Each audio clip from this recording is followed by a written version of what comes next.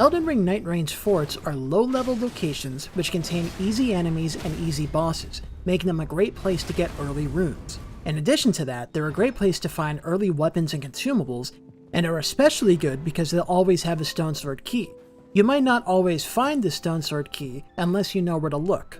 Hi everyone, my name's Diabetor, and today I'm going to show you the secrets of Elden Ring Nightreign's forts. There are two separate layouts for the forts in Nightreign. The first are these small forts, commonly called Fort Haight. These ones are really fast to run through. All you gotta do is just run up 2 staircases and you're at the boss in the area where the important loot is.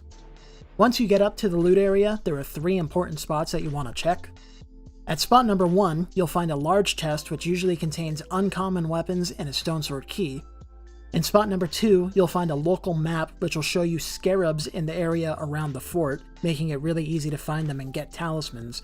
And then in spot number 3, there's another big chest that a lot of people don't know about, which can also contain uncommon gear, and sometimes will have the Stonesword Key for the fort.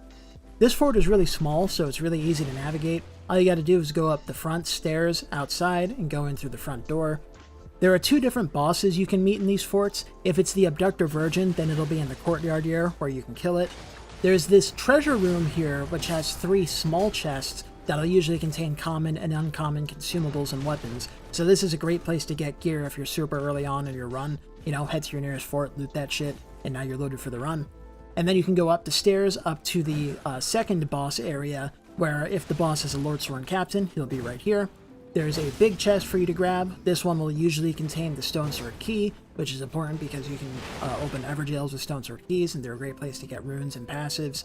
You can grab the local map, and there's also always a staff rack in this tower where you can get staffs in case you want to be able to cast spells.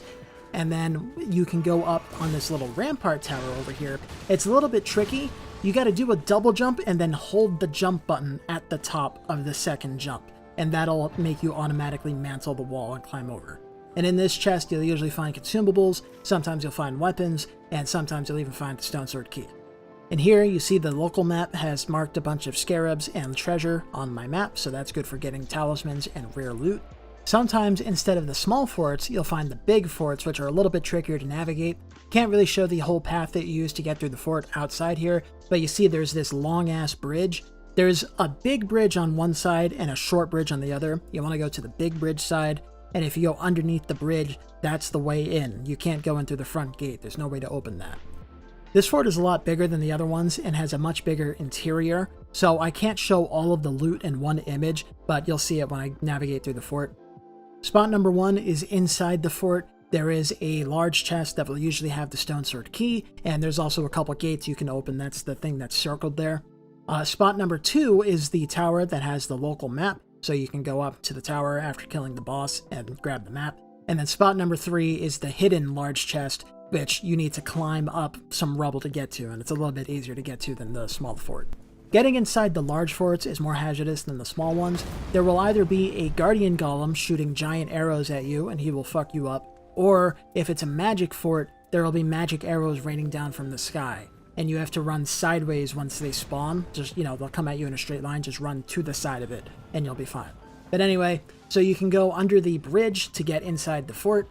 There are rats and stuff here that are usually not worth killing. They take too long to kill and don't drop enough runes. That corpse will usually contain a weapon, so I like to loot it and get an early weapon. Once you come up the stairs and go inside the fort, you want to head into the side room, step on the pressure plate to open the gates here, loot the big chest, which will usually contain a Stonesword Key. There's also a little bit of loot on corpses on the bridge out there, but it's usually not worth getting.